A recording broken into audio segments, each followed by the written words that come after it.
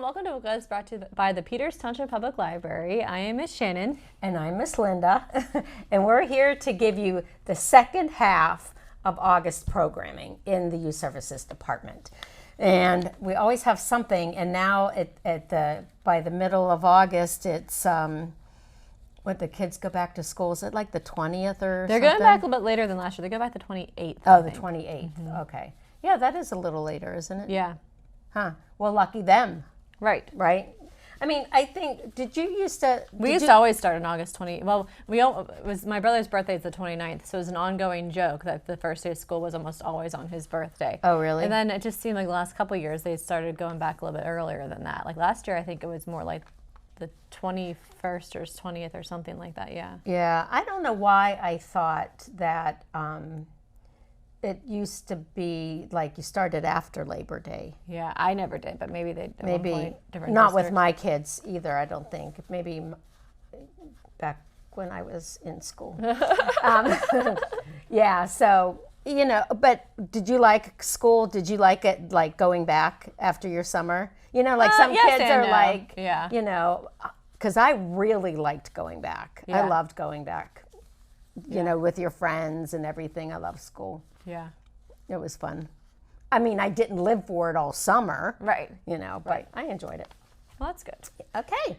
All right, so here we go. Wrapping Yep. up the summer with some programs. Then We we'll are. have. I don't really want to say it's going to be quiet because it won't be. It Because won't we be. continue our monthly stuff all year. Like the book clubs keep going, Legos keep getting built. Whatever. So we're still busy, even though we will. But our story times are wrapping up. The second week of August, and that will be when the summer reading program concludes as well, as far as entering your time. So you have until August 12th to get those minutes and those books in there. Make sure you do that. Even if you met your goal, keep adding it in. Yep. And because it's all the points Based on points. Based on points, right. And wrapping up one of our last programs of the summer, we have the aviary coming for an owl encounter program. This is for elementary school kids, suggested by the aviary grades 1 through 5. And they're going to be doing some different educational things and like a lesson involving owls. And then I believe they will have an owl ambassador with them that the kids will get a chance to see, not touch. Right. I love owls. But that will be on August 15th at 10. Registration is required for this, so make sure you get signed up because we only can have a certain amount of kids in there with the owl at the same time. So.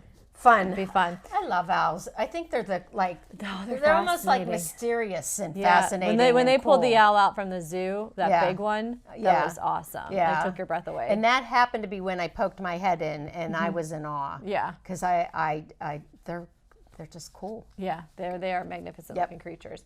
So we have our Lunar Chronicles book club. I mentioned this a little bit last episode. It's going to be on August 16th at 1. And we're going to be, we just moved it to the 23rd. So, glad we got that. So it's going to be August 23rd at 1. Oh, okay. And so it gives you a little bit, one extra week to read it, which is good because it's a thick one. I think this is like almost 400 pages or something. Wow. 500 pages. All right, you'll need that extra So you'll week. need that extra week to read it. Although, my teens, they fly through these things, man. But so good. So this is, the Lunar Chronicles is loosely based on classic fairy tales, a futuristic kind of twist because the people have now inhabited the moon and they're called lunars. And the Lunar Queen is your typical evil queen. So, and she's trying to kind of take over. Not only is has she taken over the moon, she wants to take over Earth, and she's trying to kind of marry her way into taking over the Earth. So this is Crest, loosely based on Rapunzel. We'll be discussing it on the 23rd at 1. And there is free pizza. Because I feel like what's better to talk about a book than eating pizza while you're doing it? When there's food, give them food and they will come. Yeah, so it's a lunch book club. So I think it's we have great. a pizza lunch, and we talk about a book, and we have a good time. I think that's great. And we have a couple free copies left to be had, so please stop to the library and grab a free copy of the book to keep. Cool. Okay, so my tween book club is Thursday, August 24th at 4 p.m. So they won't be in school yet because once they're in school, most of them walk from like McMurray. And if you go to a different school, parents drop you off. right in front of my face. This month's choice it's called Elliot Jelly Legs and the Bobblehead Miracle. It is something like cute, funny, sporty, probably will, be good for all different kids of what they're into and stuff. Right. Elliot loves hockey more than anything and finally convinces his parents to sign him up. There's just one problem. He can barely skate. So, I mean, we all got to start somewhere. Hoping his jelly legs won't be as obvious in net, Elliot volunteers to be goalie. He's wrong. When their first game ends in disaster, Elliot wishes on his Carey Price bobblehead for a win. And suddenly his team starts winning, so Elliot keeps on wishing. Is the magic real? And what will happen if his teammates discover the secret to Elliot's sudden success? Oh, that's cute. Isn't that cute? Yeah. Yeah, so it has a little bit of everything. Some humor, a little bit of wishing and hockey and insecurities and building yourself up. And yeah, I thought that'd be fun. It is cute. And I do, the first 5 do get a complimentary copy. I believe I still have a couple left at this point. No guarantees, but yeah. We still have a bunch you can check out from the library too. Oh yeah, I made sure there were extra. So look, it looks fun. Looks cute. Yeah. Yeah. Elliot Jelly Legs. Cute. I like it. Very fun. All right. So, in honor of back to school, I always loved going school supply shopping. Yes. And I never really got over that because everything's always on sale this time of the year. And even I'll still go into like a store and I'll see all the crayons on sale. And even before I had kids, I'm like, oh, I think I need to buy a new box of crayons. They're only 25 cents. I probably should. Like, I don't know. Like, it just sucks me in every time. So we are having a program, Bling Your Binders. So you'll get a free binder. And I love these because they have the pockets. Yeah. So you can decorate. You can decorate whatever you want and then slide it in here. So we're gonna make like covers for your binders. That way you'll be nice and like all like, blinged out. We'll provide you with all the materials to decorate it, and then you'll have this binder for when you go back to school. And we also have these really cute pencil pouches, but you can also use them for cosmetics or whatever. And we'll have like different things to decorate these with too. So we have a free pencil pouch and a free binder that you'll get to decorate and keep prepared for back to school. So I'm excited. I'm pretty sure I'll be blinging a binder. Really? With them. Yeah. Yeah, just for fun and to have it. I used to like that too. Maybe that was part of the love of going back to school too. Was going and getting things and picking out your notebooks. Right. And Yeah, I love it. It's fun. It is fun. All right. Well, for fall, what do we have going? We were thinking about, it's crazy that we already have to think about fall. And I mean, actually, we're thinking programming all the way into November. I even have some programming up in, forms for December. Yeah. The big holiday ones that are popular. So they're always, so we get the room. We have lots of stuff coming up. We do. And guess what? There'll be another bingo. Boo Bingo. Yes. Yes, Boo Bingo in October. So I told you they're popular. Like I said, every couple months, because the next one after that in October will be January when I do the hot chocolate bingo. Annual hot chocolate bingo. Annual hot chocolate. Yep, absolutely. I remember with all the toppings. I remember Lucas doing the hot chocolate bingo virtual. Oh, and you made like little packets of the hot chocolate and the marshmallows and the bingo cards, and then he had to watch on Zoom. I have a picture of him like drinking his hot chocolate, doing his little bingo. Like we tried so hard to make things work during that time. You know what? We did. And when you bring stuff up, and we think back and go, oh my gosh, what a time through the pandemic. Right. It was for everybody, and what we did to keep kids busy and reading and doing things, all the packets after packets, and to do a bingo by Zoom, right? And the kids still got their hot chocolate and their marshmallows, and life is good. You do what you can, right? It was fun. Yeah, I mean, it was a time. Yeah, it was. But yeah, so we do have a lot of stuff going. Our story times will start back up. I think they start up the second or third full week. I think it's the third full week of September because of how like Labor Day falls. So we'll start our story times back up with that, which will have the same schedule we had in the summer with the toddler tales, book babies, preschool. We will not have a backyard story time in the fall. That is a summer only special. So make sure you get signed up for all those programs as they come back. The bingos will be coming back in the fall, like Miss Linda said. All of our, all the a stuff, lot of special. Yep, and a lot of our monthly stuff continues all year, like chess, Legos, that kind of stuff goes all year round. It'll just be another season. Another season. Absolutely. We've got this. We will have some author events coming up in the fall too, which we'll be talking about more in coming episodes. So stay tuned for that. We've sounds good. We like that stuff. 3 different authors coming for teens this fall, as well as our novel November. Yeah. So. Right. Yep. Oh, and speaking of authors, I guess I'll throw it out there. September 9th is the Read Local, Eat Local. I was just going to say that, and I couldn't spit it out fast enough. I was going to say Eat Local, and then I thought, no, it's not Eat, it's Read. I couldn't switch it fast enough. Yeah. Okay. 9-9. Good job. Good day to remember. 9-9 is when it is. Yep. So that's going to be fun. All local authors. A lot of kids trucks. authors this time too, which is exciting. Yeah, that's really exciting. Yep. I think that'll be fun. Very cool. All right. Do you have a good book to share with us, Miss Linda? Sure. Like I said last time, I was bringing a little bit of everything. I brought another nonfiction, but a nonfiction in more of a picture book kind of thing. But this Cookie Queen. Cookie Queen. This is the woman, Kathleen King, was founder of Tate's Bake Shop.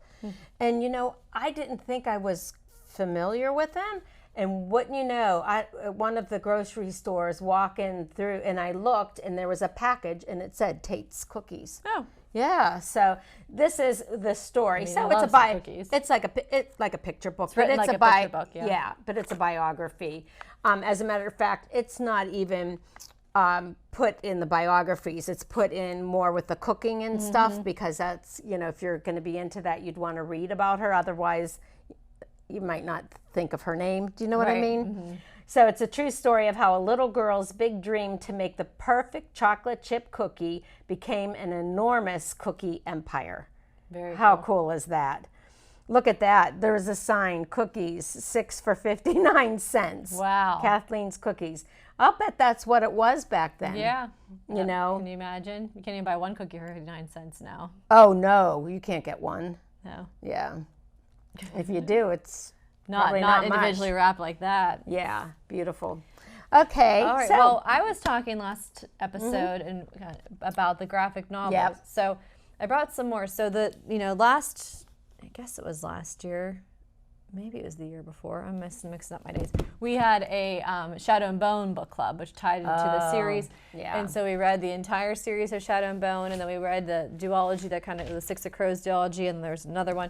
So this is one of them. This is the Siege and Storm. It's part of the Shadow and Bone series. But if you really like those books, like I said, there's a bunch that take place in this Grishaverse. There is now a graphic novel that takes place in the same area, The Demon in the Wood, the Shadow Bone graphic novel. It's again takes place in the same kind of world. But then you kind of can see what they look like, or how the magic works, and things like that. So it's really cool when they take these. So this is an additional story. It's not like last month I showed, the Babysitter's Club book. That is just the graphic novel adaptation of the Babysitter's Club books. This is an additional story that continues with the series, which we also have. I don't have it with me, but the Lunar Chronicles. There's a duology of graphic novels that attach to these as well. Wires and Nerve. So if you like those stories, you can read it to find out more what happens to those characters. Or if you don't like to read these kind of books, then you can still read these graphic novels standalone, and that. It's perfectly fine too. So it's kind of like interesting how they're doing this with here's the books, and now you want to know more. Here's a graphic novel that has these characters in it. It's like a novella, but a graphic novel version. So very, very interesting. Very cool. That is cool. Okay, so now the rest of the books that I brought do happen to be off of our green dot, meaning our new section. And I love taking kids over there and saying, look what's new. Yeah. You know, especially when they just come in and go, that hasn't even been checked out yet. Right. You know, you'll be the first one to open that spine. So this one, we love R.J. Palacio. This is with Erica S. Pearl. It's a, they call it a wonder story. It's called White Bird, a novel, and it is a motion picture.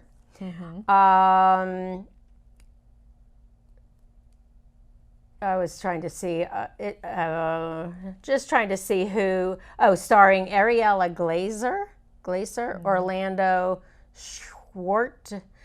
Well, these are people. Oh, the only one that I've heard on here is Helen Mirren. You heard of her? Yeah. She's usually plays the moms or the grandmas. She's the mom. Moms or grandmas.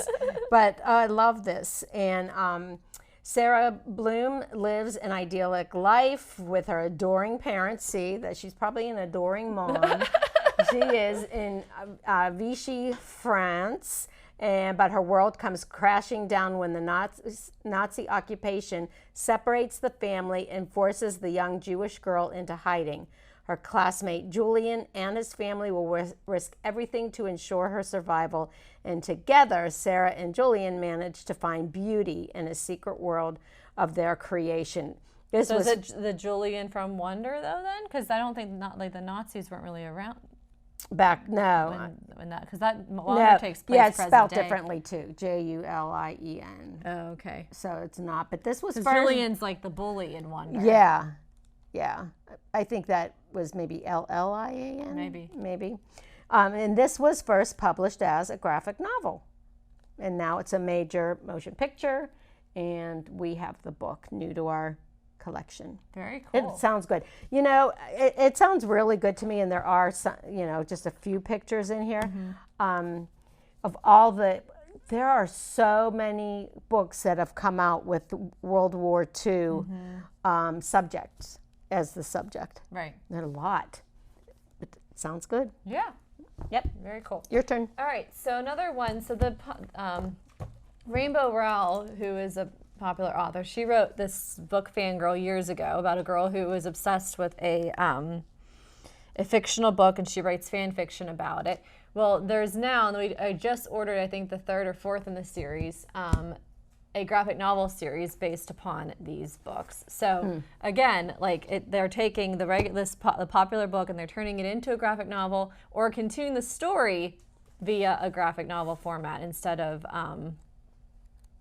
just writing a sequel in a regular story. Yeah. So it's interesting how this is. So they like I said, are. There's at least 3 books in this series out right now, the Fangirl graphic novels. It's such a great way to catch a different audience. Yes, that's a good way of putting it. Because, it's like, okay, we're going to dabble in this, and some kids would rather read it like that, and that you're getting them into that wouldn't have read it otherwise. And then they also they can establish a good art appreciation because a lot of the art in the graphic novels is what tells the story. True. So, Very true. It's a good way to kind of expose that. Yeah. So it's all good. Yeah, it's all good. Okay, this one, another new one, it's called Mixed Up by Gordon Corman, who's written so many books. So, we have them. He's good. He's always funny. Yeah, all those Restart War Stories, What's His Face, Slacker Linked. But this one sounds bizarre. Okay, listen to this.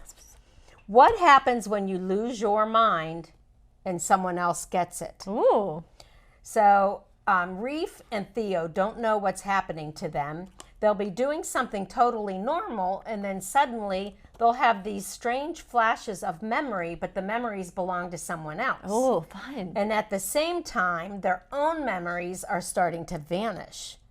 So I like it. Do you? I think that would be fun to read. Yeah.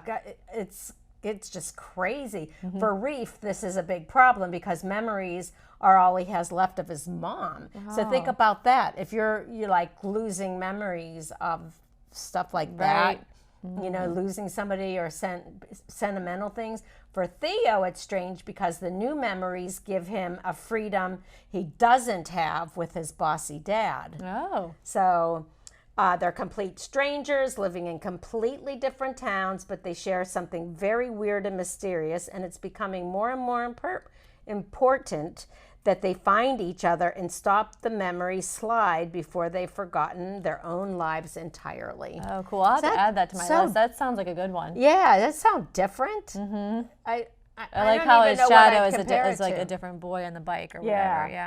Yeah, you don't even know what to compare it to. No, I like that. Cool. That sounds Again, like a good one. In our new section. Brand new. Cool. Yep. Well, brand new for teens. This is the last graphic novel I'm going to talk about, and this is actually what sparked my idea. And I just add this to my to-read list too because it sounds so cool, or it's just so well done. It's called Buzzing. It is about a kid who has OCD and how all the distractions in his life are kind of being compared to like bees buzzing around you. So it's like kind of a metaphor. Yeah.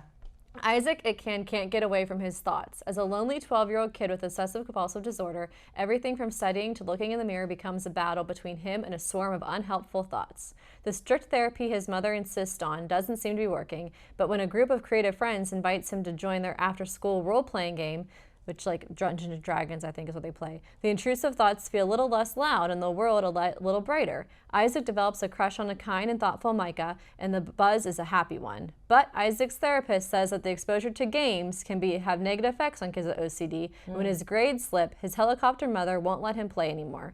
But now Isaac needs to find a way to prove to himself, his mother, and the world that it's okay to be different.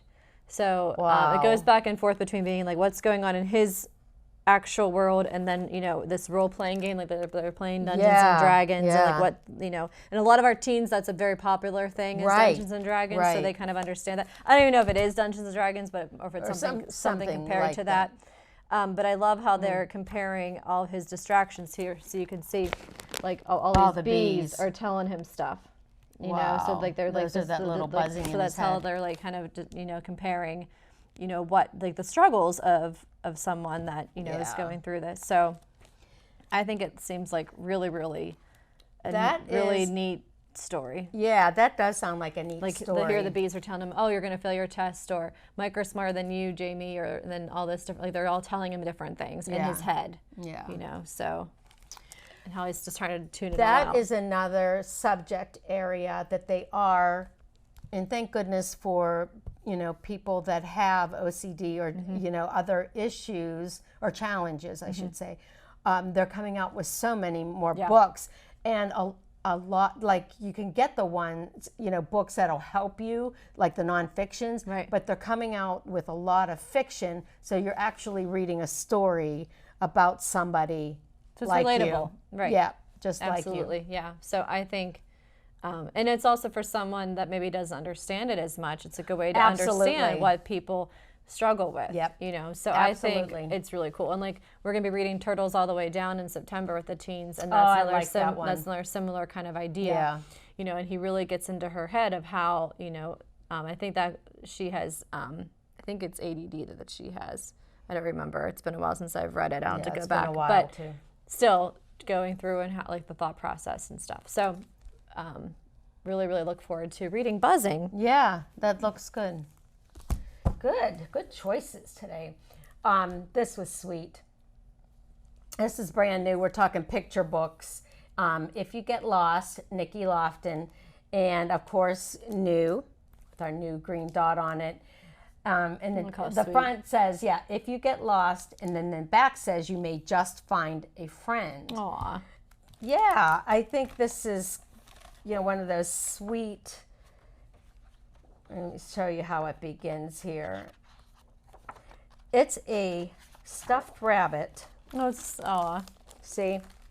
Starts out as a stuffed rabbit. They're going, obviously, on vacation, a trip somewhere. She's got the window down. Oh, She's holding on to her stuffed rabbit.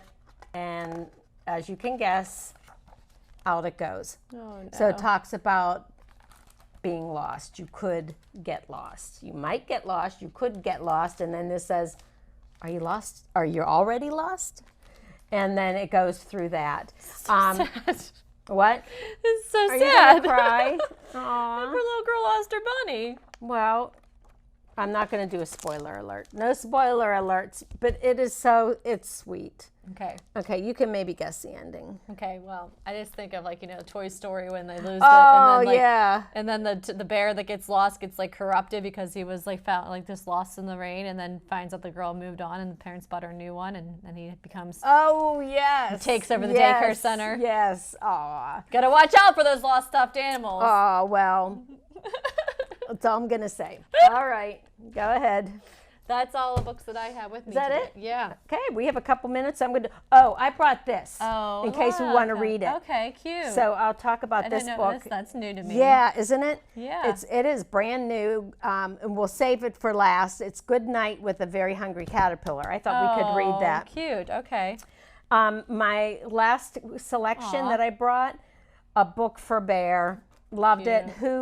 What librarian doesn't love a book that's covered in books? Or somebody looking for a book, or somebody that's being super sweet to the librarians, and all of that. We can make it what I want. I like his little face. Yeah.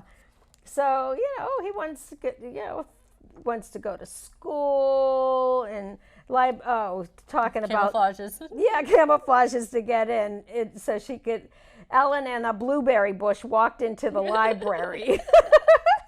And Bear was all excited because he's in the library going, oh, the library has even more books than your classroom, rows and rows of books. The librarian shrieks, a bear, a bear, a bear in our library. After she discovered the bush was hilarious. not really a bush. That's cute. It was the bear. I like that. It's funny. Yeah, it's sweet. Good. Okay, perfect timing. Yep. You want to wrap up with this one? Yeah, then? we'll wrap up with this one. They'll probably tune out with us. We'll just say goodbye and we'll see you for September. Oh, September. And we'll start reading. Okay. Okay. When the sun sets as the day melts away. The sky turns dark blue when the clouds shift to gray. Look how pretty or cool the pictures are. Mm-hmm. That's the world's way of saying good night, asking you to wind down as it dims the sun's light. We're not going to show you all the pictures. Are you ready, very hungry caterpillar, to find a place to rest? Somewhere cozy in the grass or on a leaf is best. What's that? You aren't sleepy? There's still too much to do? Surely there are others who are feeling this way too. What about the moon, who's waited all day to appear? What about the cricket singing out for all to hear? That's their very special way of saying good night.